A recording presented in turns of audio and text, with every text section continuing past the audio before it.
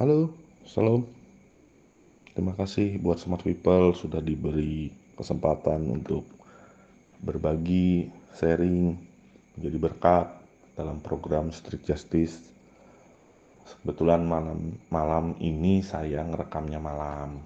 Hari ini saya ngerekamnya malam dan siang mungkin yang ditayangi jam 12 siang. Jadi siapapun yang mendengarkan, kapanpun waktu Anda, saya ucapkan selamat pagi, selamat siang, selamat malam. Terima kasih buat kesempatannya. Program yang keren namanya Street Justice. Keadilan jalanan, hukum jalanan. Pernah dengar nggak istilah bahwa hukum itu diciptakan untuk dilanggar?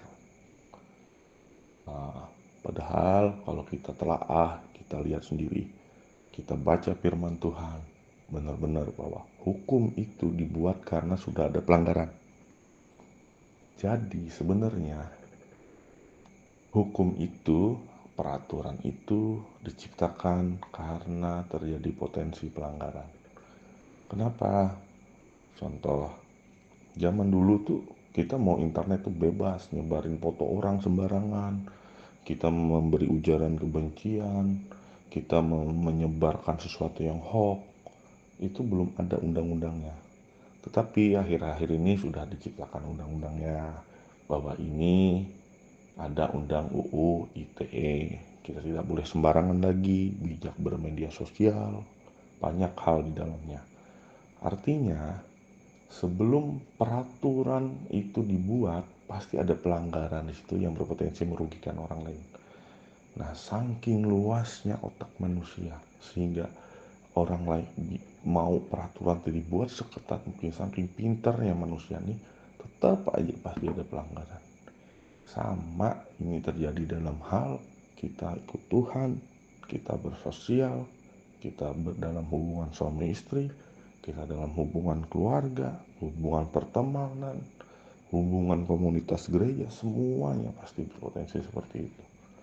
Nah, makanya itu hukum ditetapkan. Makanya itu aturan ditetapkan. Nah, hari ini saya tidak berbicara lengkap mengenai itu, tapi saya mau bersaksi sedikit. Saya hari ini mau mengangkat tema. Bagi saya, kesaksiannya adalah tentang suami istri. Karena ini hal yang sangat krusial bagi kita, apalagi yang sudah berumah tangga, ataupun yang mau berumah tangga, ataupun yang akan berumah tangga. Jadi, menikah itu bagi orang Kristen itu sakral.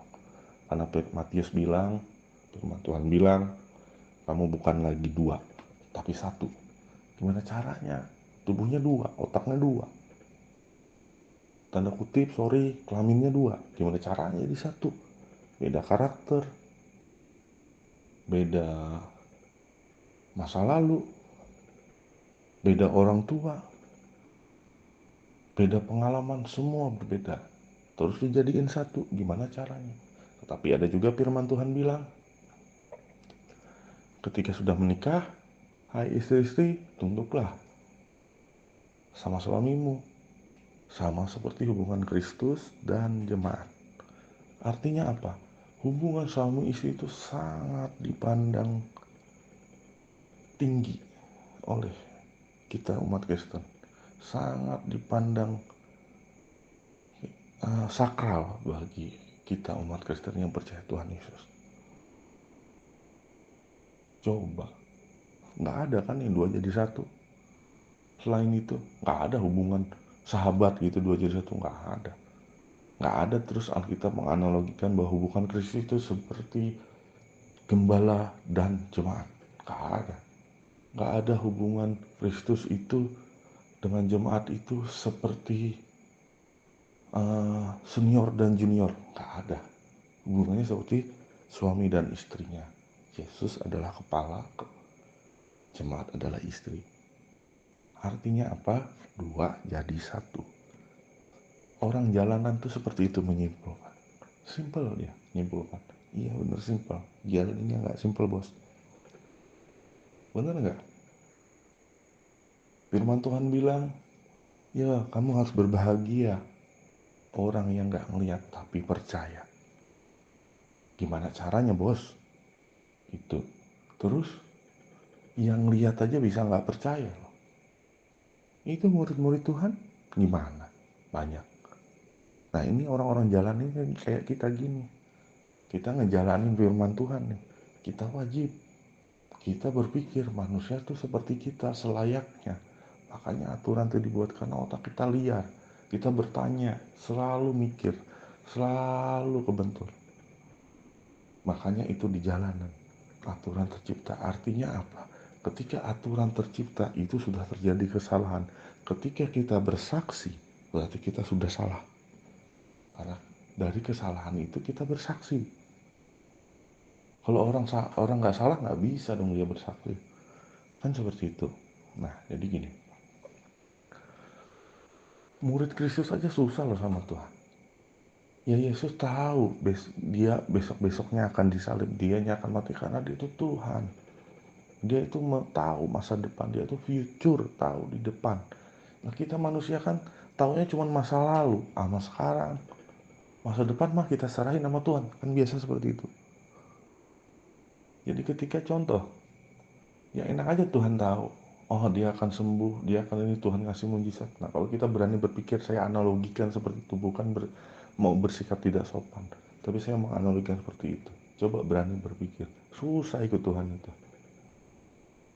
Dia bilang bahagia bagi kamu yang gak ngeliat. Yang lihat aja gak ngerti Tuhan. Tuhan di Taman Getsemani coba. Dia ajak itu Petrus dan dua temannya. Dan dua murid lainnya suruh jaga, yang lain ditinggal. Dia jaga. Terus disamperin sama Tuhan. Gak bisa jaga cuma 1 jam aja sama Tuhan bilang gitu. Kan sarkas Tuhan bilang. Kan muridnya gak tahu Tuhan tuh akan mati besok. Tuhan akan disalib. Tuhan akan murid-muridnya gak tahu. Muridnya yang tahu Yesus tuh agung. Walaupun Tuhan pada saat itu memberi kisi-kisi.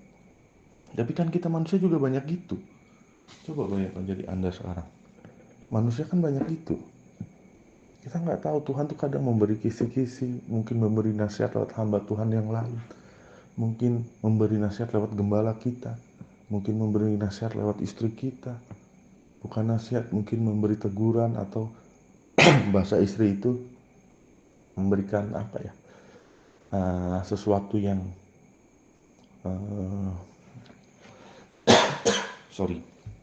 bukan nasihat, memberi inilah apa ya, kalau orang tuh ada feeling tertentu gitu istri supaya jangan melakukan hal-hal yang tidak baik gitu. Nah kita kan susah sama Tuhan tuh ngerti. Kita nggak tahu, udah nggak tahu, kita jalan kan Tuhan habis diagung-agungin tuh, habis masuk Yerusalem dengan luar biasa tuh. Tapi habis itu di Taman Getsemani Tuhan ngomong bahwa memberi kisi-kisi dan dia marah ketika kita nggak ngerti. Nggak bisa ya 1 jam sampai 2 kali 3 kali. Nah sama seperti itu juga Tuhan menganalogikan. Seperti kita, kebetulan saya suami, bahwa kebetulan tuh istri, kita tuh 2 bukan lagi 1. Jangan pernah punya rahasia terhadap istri. Jangan pernah punya rahasia terhadap suami. Karena itu sangat berbahaya. Sama seperti kita sama Tuhan. Percuma pun punya rahasia sama Tuhan. Karena dia yang sudah, bahkan masa depan kita pun dia tahu. Jadi gak usah punya rahasia. Nah, tapi ini sesuatu yang di depan mata. Gimana bisa percaya sama istri, sama suami? Gimana Pak? Gimana Bang? Gimana Om? Gimana Kak? Istri saya kan seperti ini, suami saya kan seperti ini. Gimana saya percaya sama dia? Ada sebuah kesaksian dari saya gitu. Sekitar ya bulan-bulan lalu atau 2 bulan yang lalu gitu. Jadi saya tuh ya saya kerja gitu, istri saya tuh juga kerja. Setiap pekerjaan saya itu tiap bulan saya pasti kasih istri saya full. Tidak ada rahasia, tidak ada terus saya tutup-tutupi semuanya. Saya belajar gitu karena memang dididik oleh belajar dari bapak mentor kita di tempat ini, Abraham Rempi, nah, kamu nggak boleh punya rahasia, kamu nggak boleh punya apapun sama istri atau sama suami kalian gitu. Jadi istri mengelola setiap keuangan saya, mengelola setiap uang yang saya kasih. Tapi saya bantu aturinnya, saya pantau gitu. Pantau ya cuman nanya cukup nggak, ini nggak, gitu bahasanya. Nah,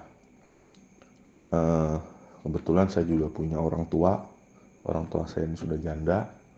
Dia itu harus punya kebutuhan obat tiap bulan, dan udah beberapa tahun ini, ya mungkin 4-5 tahun ini saya sudah memberi rutin setiap bulan ke ibu gitu. Nah, saya ngomong sama ibu saya seberapa bulan lama, Mak, kalau saya penghasilannya nambah, aku tambahinnya punyamu biar bisa tambahan buat jajan gitu. Jadi saya naikin terus beberapa, jadi semakin saya dapat lebih saya naikin terus. Tapi biasanya setiap saat memang istri saya, karena istri saya yang pegang uang, istri saya yang transfer gitu ke ibu. Nah, ketika saya ngomong mau naikin bulan ini gitu, saya mau naikin, saya tambah lah bahasanya gitu. Nah, saya itu sempat ngomong ke istri saya berapa bulan sebelumnya, nanti kalau misalnya bulan depan aku mulai naikin punya mama ya gitu, punya ibu saya ya. Oke, istri nggak masalah, istri saya dengan senang hati malah. Nah, tapi biasanya saya tuh ngasih mungkin sekitar awalan bulan gitu. Nah, biasanya saya akhir bulan udah kasih uang ke istri semua gitu. Jadi ada halat berapa hari saya kasih, nih namanya istri dikasih uang, dikasih hasil gitu sama suami, pasti senang kan ya, senang saya kasih. Tapi pada saatnya memang waktu itu memang saatnya jatahnya kita harus transfer ibu saya. Seingat saya tuh lagi marah gitu, lagi marahan lah, istri saya tuh lagi nggak enak gitu, mukanya nggak enak gitu, mungkin apa yang dia marahin, lagi ada masalah katanya di kerjaannya sedikit, tapi terus ngelembet lah, namanya suami istri kan, pasti ada masalah, apalagi hidup udah sama istri udah 15 tahun, pasti ada masalah, pasti nggak kayak film Korea,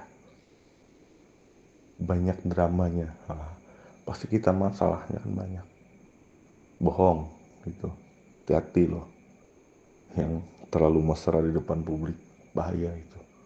Segala sesuatu yang berlebihan itu berbahaya, tidak baik. Menurut saya, pengalaman saya kan ini street justice, jadi kita belajar dari pengalaman. Ada teman saya itu yang kalau kita meeting, kita ketemu, kadang kita ngopi sama-sama, itu istrinya tiap menit telepon, 10 menit 15 menit itu telepon, video call, harus lihat kanan kiri. Nggak lama 1 tahun habis itu cerai. Saya tanya kan, wih gila istri lu telepon terus, gue bilang iya dong, biasa bro katanya, lagi cinta-cintanya. Wah, baguslah saya bilang.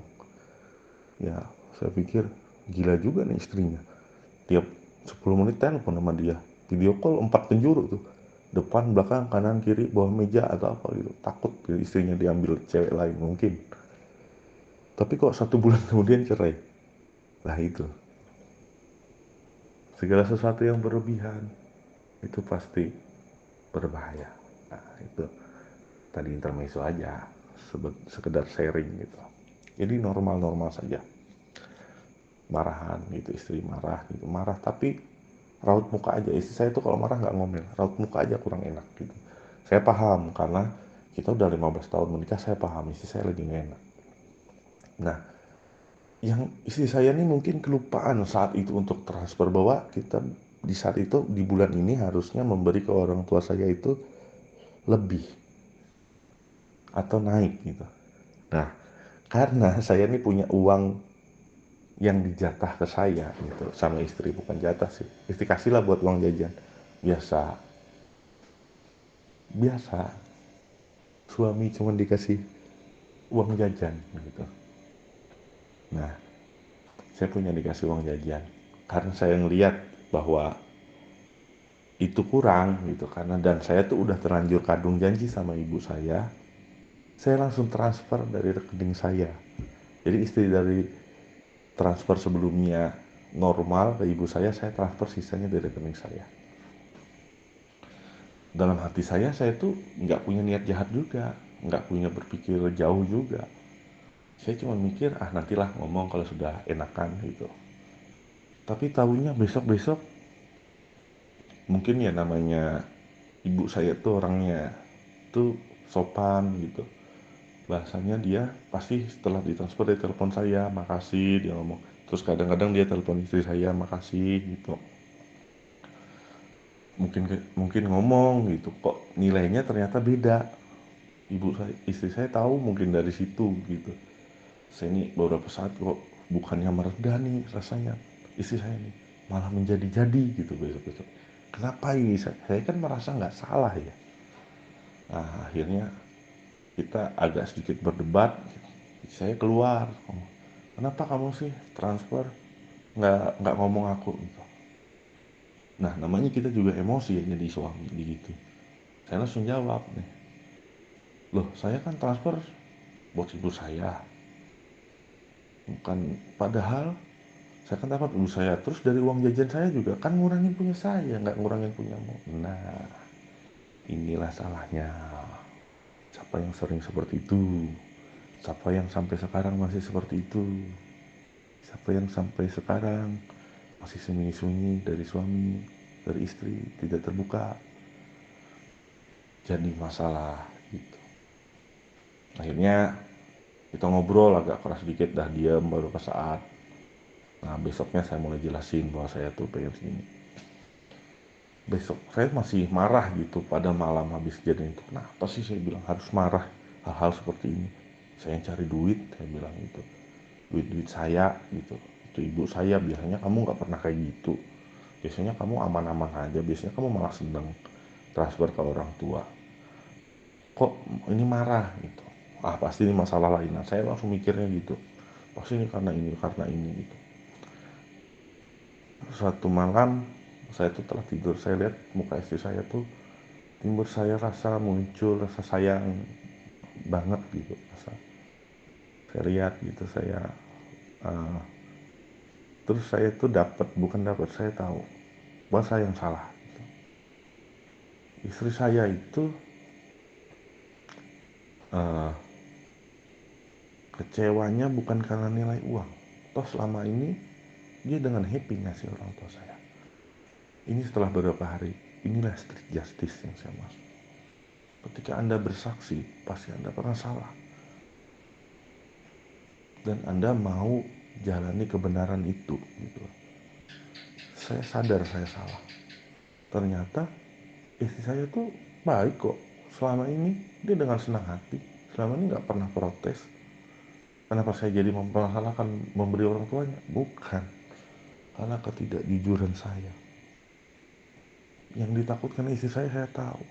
Ketika saya sudah mulai tidak jujur dengan istri saya, ketika sesuatu ini dibiarkan, maka akan merembet ke hal yang lain, ketidakjujuran yang lain.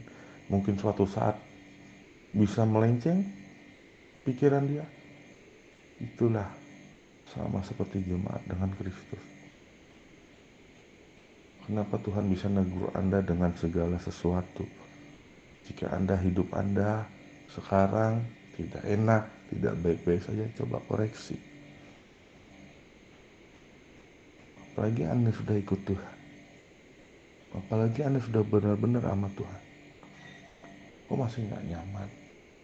Kok masih segala sesuatunya kayaknya ada yang salah nih? Ada yang tidak benar nih? Berarti kan Tuhan mau mengoreksi kita. Berarti kan Tuhan mau kita dibenerin sama Tuhan. Sama juga kayak gitu. Sama hubungan suami istri. Tahu nggak kenapa itu bisa terjadi? Karena kita sudah terlalu dekat sama Tuhan. Karena kita sudah terlalu bersama sama istri. Kan bukan pacar, coba dah bayangin. Dulu mau ketemu istri yang mungkin sebelumnya pacaran gitu, rasanya wih semangat deg-degan. Sekarang karena udah satu rumah tiap hari ketemu, tiap hari kentut gitu depan istri, tiap hari kentut di depan suami mungkin ya. Ini sebuah hal yang biasa. Dan ujung-ujungnya karena aturan yang ada. Contoh, karena aturan yang ada, istri yang harus pegang uang, suami harus yang seperti ini, istri yang harus wajib begini begitu. Akhirnya berlakulah profesionalisme bahwa istri wajib hormat tunduk sama suami, suami wajib menafkahi istri dan keluarga. Sama seperti juga Anda dengan Tuhan, berlaku hubungan yang profesional. Ini inti dari saya saksikan hari ini. Saya berlaku hubungan profesional dengan istri. Duit saya dong yang berhak. Bukan dua dong kalau kayak gitu. Bukan satu dong kalau kayak gitu. Dua, saya cari duit, saya atur. Istri saya bagian lain. Istri saya bagian tunduk sama saya. Istri saya bagian ngikut sama saya. Itu hubungan profesional. Sama seperti Anda sama Tuhan. Kan gitu kebanyakan. Tuhan, saya ini sudah ibadah. Saya ini sudah memberi Tuhan. Hidup masih miskin aja nih. Bulan ini nggak dikasih kurang nih sama Tuhan. Kenapa Tuhan? Saya salah ya? Kenapa Tuhan? Saya tidak benar ya? Kan itu hubungannya profesional. Kalau Anda melakukan benar, Tuhan wajib benar Anda. Kan seperti itu. Saya sudah melayani Tuhan pul-pulan. Ya Tuhan harus pul-pulan juga dong ngasih saya. Saya sudah seperti ini. Bukan tuntutan. Artinya ada sebuah hubungan yang wajib. Dan Anda melupakan dasar dari setiap hal itu adalah kasih, cinta. Yang menutupi setiap profesionalisme itu cinta, kasih. Makanya ketika Anda lihat orang salah dibenerin, itulah orang Kristen sebenarnya. Ketika Anda lihat Anda enak udah ngeliat orang, Anda tetap rangkul, Anda tetap benerin, itulah orang Kristen sebenarnya. Seperti itu juga Tuhan Yesus, itu loh yang di Getsemani itu loh. Sekali dia datangin tuh Petrus, nggak cukup jaga 1 jam, dia balik doa lagi, tidur lagi, balik lagi dia mengatakan hal yang sama, masih tidur lagi, balik lagi dia. Itulah Tuhan, itulah Kristen. Tuhan tuh nggak profesional sama Anda. Jadi Anda nggak boleh dong berlaku profesional sama Tuhan. Intinya apa? Pakai hati sama Tuhan. Pakai hati sama suami istri. Jadi hati-hati. Kalau suamimu tiba-tiba baik sama kamu, kalau istrimu tiba-tiba terlalu baik sama, hati-hati. Itu hubungan profesional. Kalau pakai hati nggak mungkin gitu. Pasti dia melakukan salah itu. Coba deh, istri kalau lakukan salah pasti baik banget sama suami. Suami kalau ada yang sembunyi pasti baik banget sama istri.